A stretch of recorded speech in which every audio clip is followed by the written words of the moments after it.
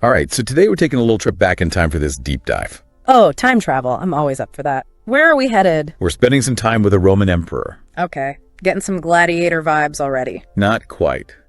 This emperor was also a philosopher with some thoughts that might surprise you. We're diving into the meditations of Marcus Aurelius, specifically Book 9. Ah, Marcus Aurelius, a classic. Right. And there's this one passage about interconnectedness that really got me thinking. Interconnectedness, huh? Always a hot topic. So picture this. You're a Roman emperor, conquering lands, making huge decisions. But you still make time to reflect on, well, nature. I guess even emperors need a little time to contemplate. Aurelius starts with something we all know. Earth, water, air, fire, the elements. Basic building blocks of, well, everything. Exactly. And he points out how each one seems drawn to its own kind. Like earth wants to be with earth, water flows to water. Pretty straightforward. Yeah, it makes sense. It's like they're looking for their own kind to form something bigger. And that's what's so fascinating. He uses this simple observation to launch into this much bigger idea. He's getting at this concept of inherent unity in the natural world. Inherent unity. It's like everything is part of this larger system, all working together in a delicate balance. Okay, I think I see where you're going with this. What's a good example? A forest. Perfect. You've got everything from the tiniest insects to those massive trees, all playing a role in this intricate web of life.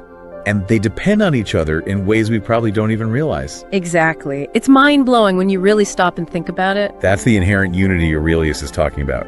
But here's where things get even more interesting. He brings us into the picture. Humans. Ah, yes. The wild card in the equation. Right. We're part of this interconnected web too, Right. but somehow we don't always see it that way. It's almost like we're the odd ones out, even with all our fancy human thinking. It's like we've got forests existing in this beautiful state of unity. Right, perfectly in sync. And here we are with our big human brains, and we're the ones who can't seem to get it together. It's strange, isn't it? You'd think we'd be better at this whole connection thing. I mean, we can literally talk to each other. You'd think so, wouldn't you? But Aurelius actually points this out. He says humans, even with all our capacity for reason, we often struggle the most with connection and unity. Yeah, it's like, shouldn't our big brains make us better at seeing how we're all connected? That's the paradox, isn't it? We have this incredible ability to understand, but we also have this tendency to isolate ourselves, to push others away. It's like we're constantly battling ourselves. And Aurelius does not let us off the hook either. There's this one line that really got me. Oh, which one? For sooner mayest thou find a thing earthly where no earthly thing is, than find a man that naturally can live by himself alone. Wow, okay, he really went there. He did. He's basically saying it's more natural for the earth itself to exist without, well, more earth, than it is for a human to be totally alone. Exactly. Like, you're more likely to find a fish that lives out of water than a human who doesn't need any kind of connection. Right, it just goes against our nature. And you can see it playing out everywhere you look, even today. Yeah. Social isolation's a huge issue. Then you have political polarization. Everyone's retreating to their own corners of the internet.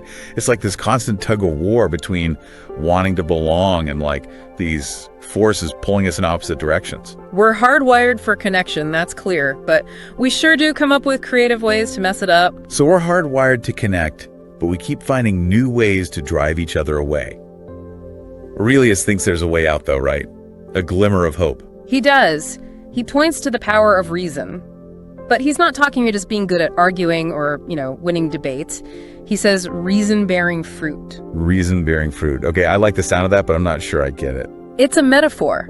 Think of a grapevine. Okay, I'm picturing. It grows grapes, right? And we can use those grapes in all sorts of ways. Share them, turn them into wine, whatever.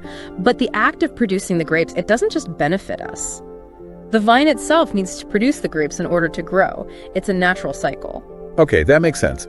So it's like this perfect loop. Our reason helps us create, share ideas, contribute to the world, right? Exactly. And in that process, we benefit others and we grow ourselves. So it's not just about analyzing or problem solving in a vacuum. Right. It connects us to something larger than ourselves. It's when we actually use our reason to work together, to build something better. And that's when reason truly bears fruit, according to Aurelius. This is all starting to make a lot more sense now. So our reason can be a good thing or a bad thing. It can divide us if we use it for selfish reasons, Or we can choose to use it to build bridges and connect. Exactly. And it really makes you think if we all approached our problems like that. Instead of focusing on our differences all the time. Imagine what we could accomplish. It's definitely something to think about. Well, on that note, we'll leave you to ponder all these big ideas. Thanks for joining us for this deep dive into the incredible mind of Marcus Aurelius. We'll see you next time.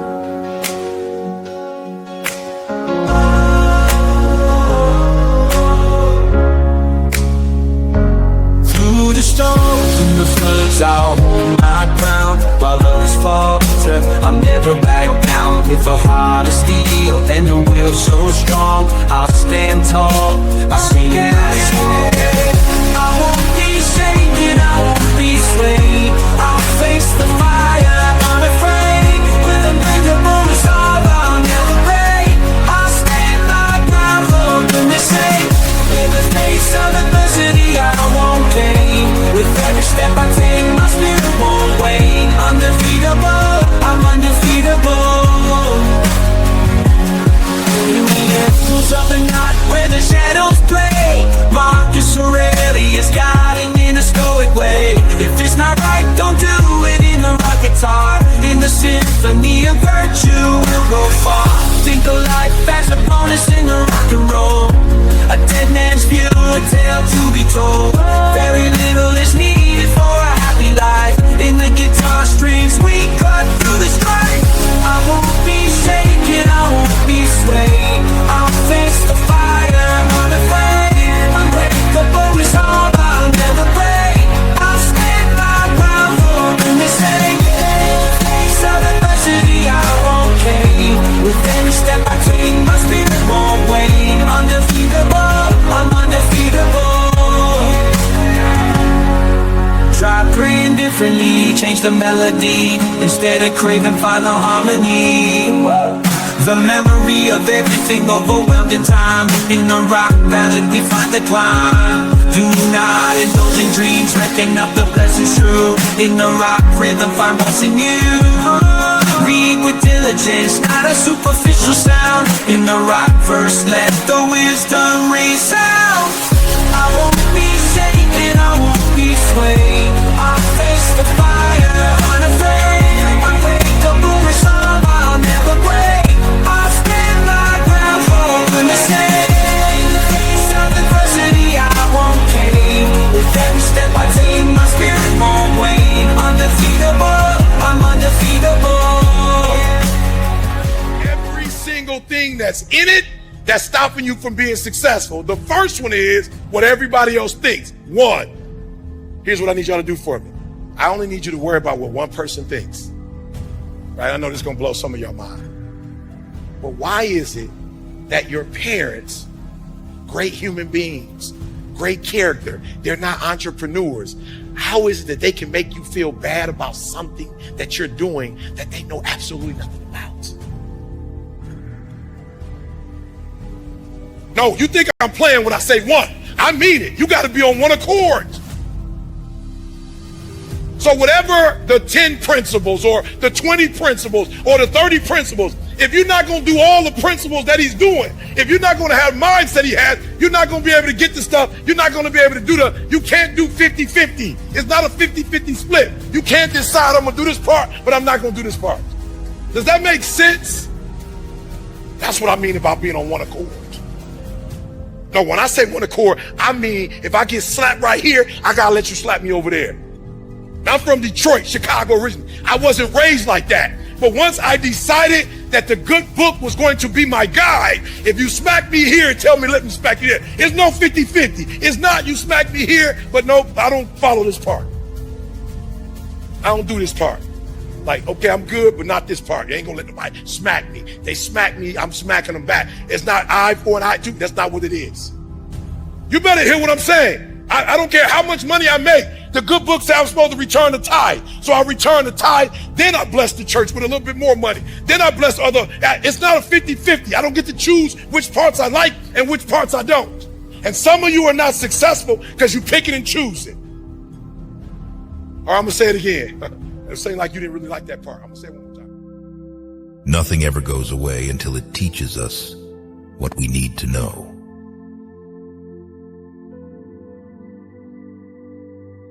Life is a race against time, so have a good time.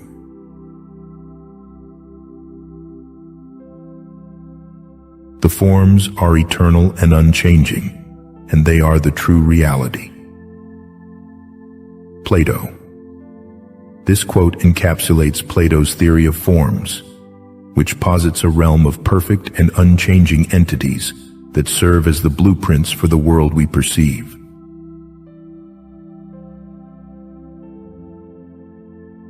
It is a rough road that leads to the heights of greatness.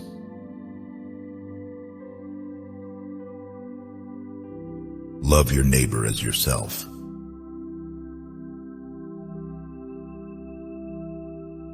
The average person works at 50% or less of their potential. Your job is to unleash that extra 50%. Brian Tracy.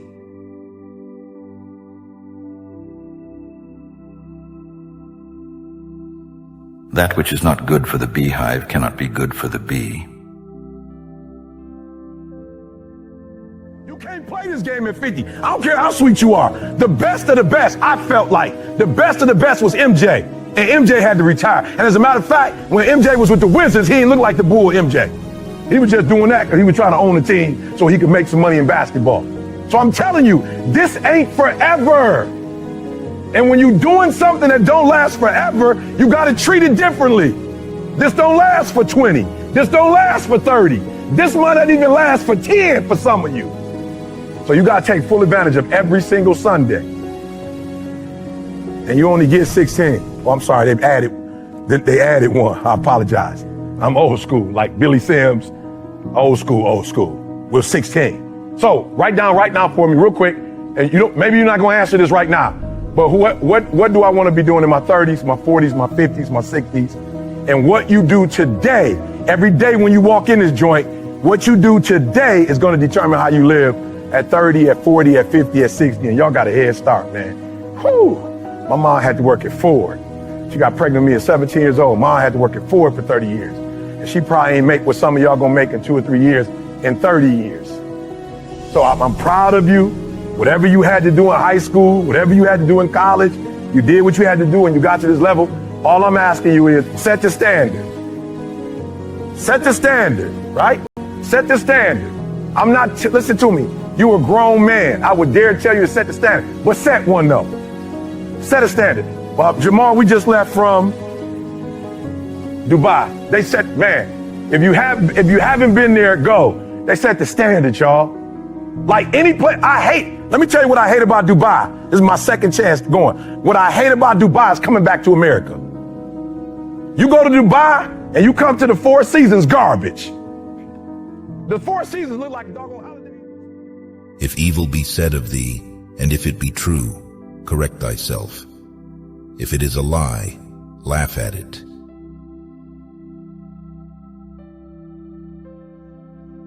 Remember, you beat 1 billion odds by being here. Be grateful for the little things in life that others take for granted.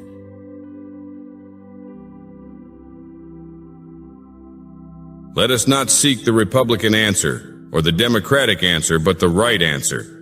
Let us not seek to fix the blame for the past. Let us accept our own responsibility for the future.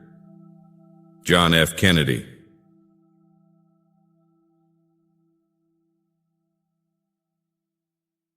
The snow goose needs not bathe to make itself white. Neither need you do anything but be yourself.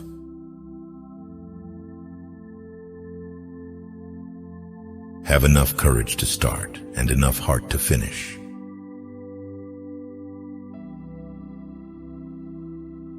Awareness is not an object of experience. It is the space in which experiences happen. Muji.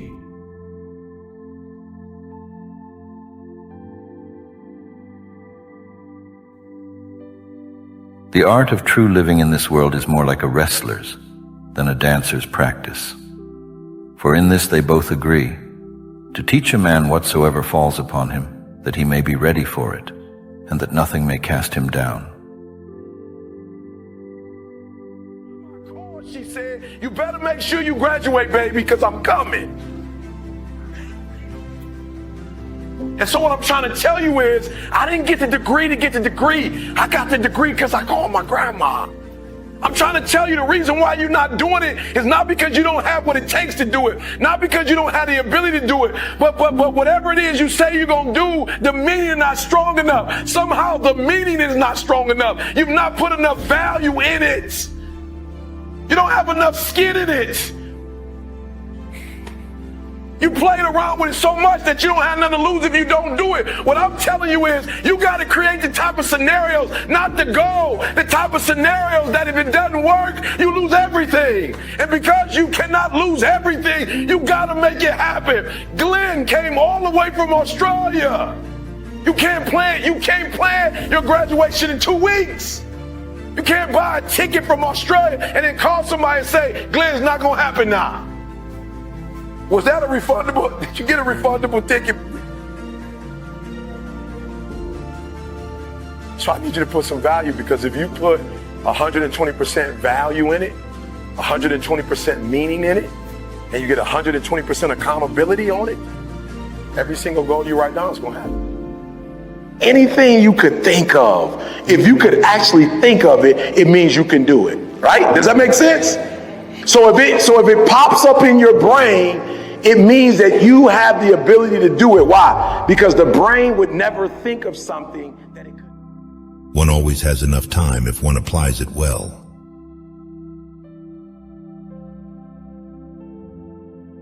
When you try to please everybody, you almost always please nobody.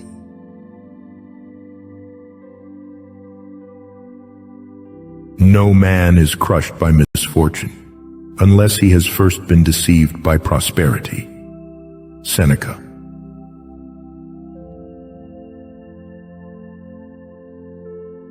Never compare yourself to others. No one can play your role better than you.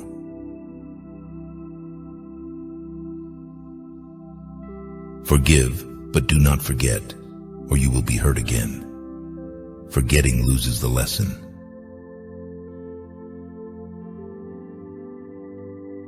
Begin with the end in mind. Start with the end outcome and work backwards to make your dream possible.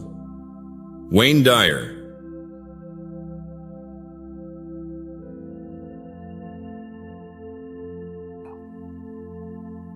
Dost thou not see how even those that profess mechanic arts, though in some respect they be no better than mere idiots,